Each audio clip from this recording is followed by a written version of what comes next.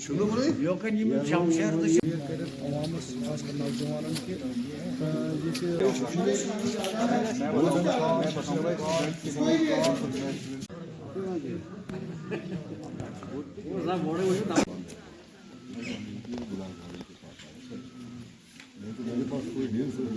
ताकि आगे आपका फ़ायदा इस चीज़ से हो, हमारा गांव और ज़्यादा उन्नति करे, आप लोग उन्नति करें और अच्छा अपना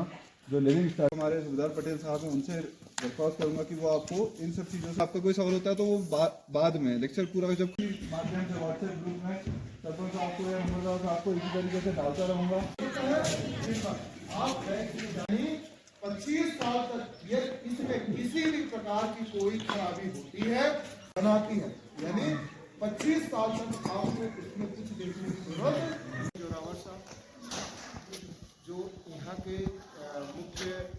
और बहुत सारे लिंक भी हम लेक्चर खत्म होने के बाद में जिस बारे में हम यहाँ पे बताएं, जो सरकारी नौकरी वाले हैं उनको नहीं मिलता है, लेकिन जिनके पास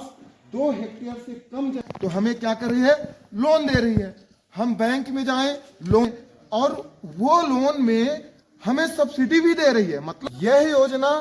तब आपके लिए लाभदायक है जब आप उस लोन को लेकर के कोई बिजनेस को स्टार्ट करेंगे।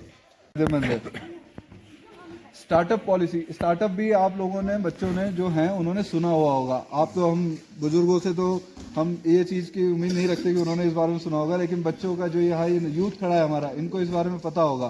कि स्टार्टअप जो होता है कि आप कोई नया एक स्टार्टअप करना चाहते हैं, एक अपनी खुद की कंपनी खोलना चाहते हैं, खुद अपना नया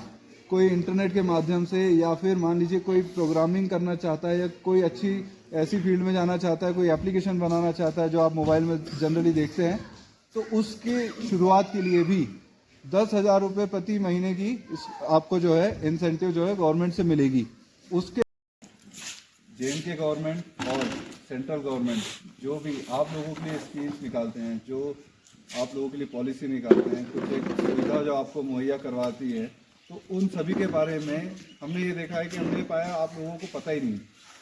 कि आपके लिए क्या क्या सुविधा गवर्नमेंट दे रही है। एक बच्चे को पढ़ाई के लिए अगर वो कॉलेज कर लेता है तो कॉलेज के बाद उसको नया कुछ स्टार्टअप करना है, उसके लिए कोई फैक्ट्री लगाना है, या मान लीजिए कि कहीं कोई बच्ची हुई है तो बच्ची के लिए क्या क्या गवर्नमेंट ने, सेंट्रल गवर्नमेंट ने भी निकाल रखी है कुछ स्कीम कि उसकी पढ़ाई से लेके जन्म, पढ़ाई और उसकी शादी तक के लिए कई स्कीम्स लिखी हुई है, वो स्कीम्स हो गई। उसके अलावा कुछ घर से रिलेटेड है कि आपको अगर अपना घर बनवाना है या अगर आप कोई बिजनेस चालू करना चाहते हैं तो उसमें क्या आपको सुविधा मिल सकती है, कितनी आपको सब्सिडी मिल सकती है, कितना पैसा आपने लगाना है, कितना आपको गवर्नमेंट से मिलेगा, क्या क्या छूट मिल सकती है और आपको उसमें और बढ़ावा देने के लिए और क्या मिल सकता है। कुछ अगर अच्छा करना चाहता भी है, अगर वो अच्छा ब्राइट स्टूडेंट भी है, बढ़िया है पढ़ाई में, लेकिन फीस ज़्यादा है तो वो उस पढ़ाई को कर नहीं पाता है, तो उनके लिए हर साल 5,000 नई स्कॉलरशिप्स निकलती हैं। मेरा नाम अबरार खान है, मैं एक समाजी कारकुन हूँ। आज पंचायत करावा के अंदर हिंदुस्तान की अफवाज की जानिब से एक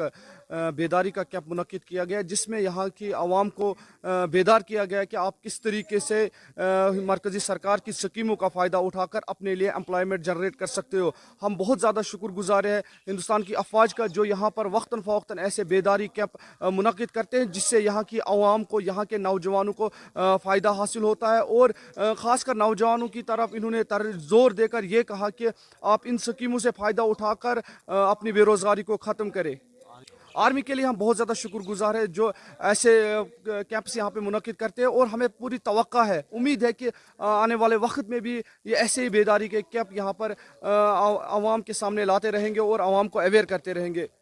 आज प्रोग्राम रखा था आर्मी वालों ने, RR वालों ने, मेजर साहब आए थे और इनके साथ बाकी भी बंदे आए थे अपने। तो आज इन्होंने यही स्कीमों के बारे में, चाहे श्रम कार्ड, चाहे गोल्डन कार्ड, चाहे KCC, चाहे कोई भी स्कीम जो बताई इन्होंने, तो ये आज इन्होंने इन लोगों को यहाँ समझाकर बताकर कहा कि ये स्कीम है मरकज़ से जो स्कीमें आ रही है। और मेजर साहब ने खुद भी कहा, तो कुछ स्कीमें में से पहले भी लागू हुई थी और कुछ नई भी आ रही हैं जो इन्होंने यहाँ लोगों को समझाया। और इन्होंने इसके साथ साथ चाय शाय का प्रोग्राम भी रखा था और बहुत अच्छा प्रोग्राम यहाँ हुआ। तो इनके हम बहुत शुक्रगुजार हैं जो कि मैंने इनको 2-3 डिमांडें